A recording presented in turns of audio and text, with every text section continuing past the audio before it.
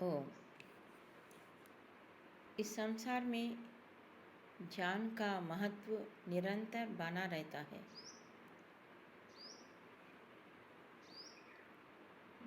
ज्ञान से ही सारे मनुष्यों का जीवन बनता है। इसलिए विद्या और ज्ञान की परंपरा प्राचीन काल में भी था, आज भी है और आगे भी रहेगा। और ये ज्ञान की जो महत्ता है वो कभी घटने वाला नहीं है। बिना ज्ञान का किसी भी विषय का हमें उसकी उपयोगिता हो या उसका विशेषता हो, उसका परिचय नहीं हो पाता है। इसलिए जो ज्ञान देने वाले गुरु है, विद्वान है, जो आगे के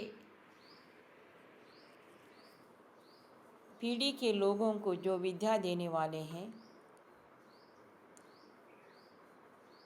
जो बालकों के अंदर विद्या और विज्ञान को स्थापन करने वाले हैं, उनको किस प्रकार रहने चाहिए, कैसे विद्वान हो, जो पढ़ाने के लिए जीवन में विद्या का स्थापन करने वाले, ऐसे विद्वान कैसे होना चाहिए। क्या सभी विद्वान जो डिग्री प्राप्त करते हैं वो पढ़ा सकते हैं? मगर शास्त्र कहता है कि जो विद्यार्थियों को पढ़ाने वाला है,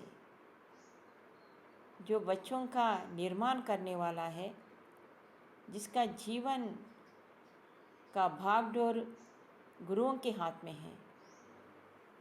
वैसे माता पिता भी बहुत कुछ सिखा सकते हैं बच्चों को,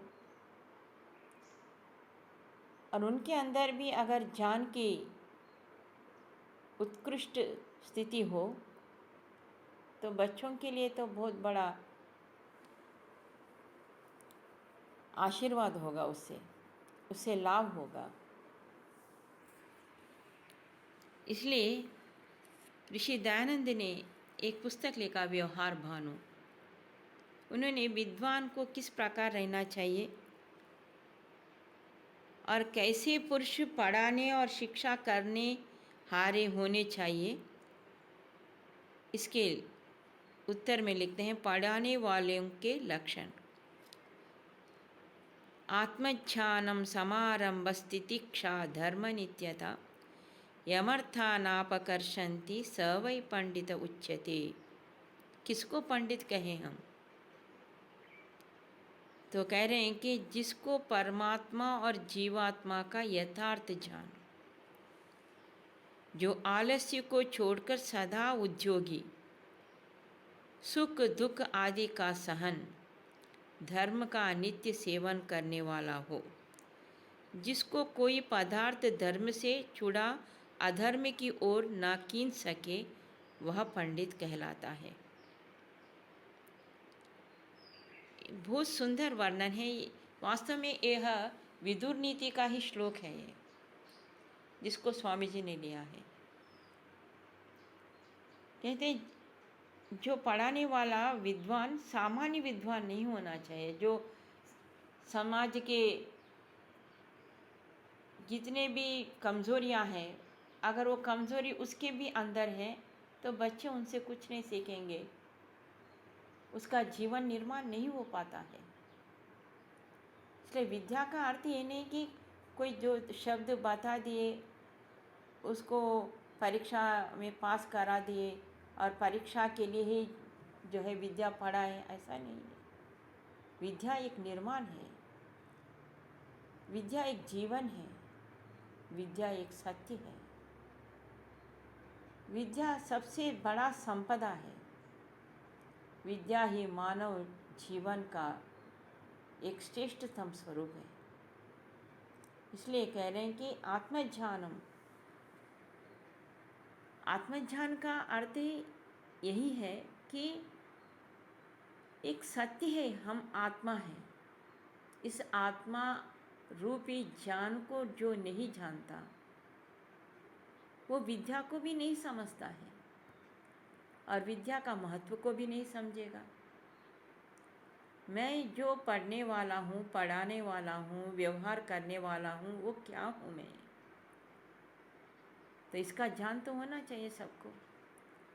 मैं एक आत्मा हूँ, शरीर नहीं हूँ। शरीर तो मेरा एक साधन है। उस साधन से मैं इस संसार में व्यवहार करता हूँ।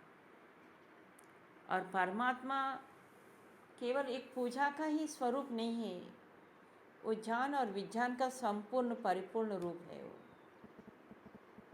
जो ये संसार हम देखते हैं, तो उसके पीछे जो कुछ ज्ञान है, जो कुछ निर्माण शक्ति है, तो कोई ना कोई शक्ति, कोई ना कोई ज्ञान होने से ही होगा। बिना कारण तो कुछ नहीं हो सकता है। हम केवल इस सृष्टि को, इस संसार को ऐसे ही टेक इट फॉर ग्रांटेड लेकर चलेंगे तो हम ज्ञान से रहित होंगे। ठीक है, जो भी है, जैसे भी है, हमको जीना है, तो ये जीना तो सभी जी लेंगे, जैसे तैसे जी लेंगे, मगर उसका सही स्वरूप वही होगा, सही जीवन वही होगा जब वो सत्य से जुड़ेंगे, जो नित्य से जुड़ेंगे, जो ज्ञान से जुड़ेंगे, जिसको अनिवार्य है, जिसको हम छोड़ नहीं सकते, ऐसी चीज़ है ये।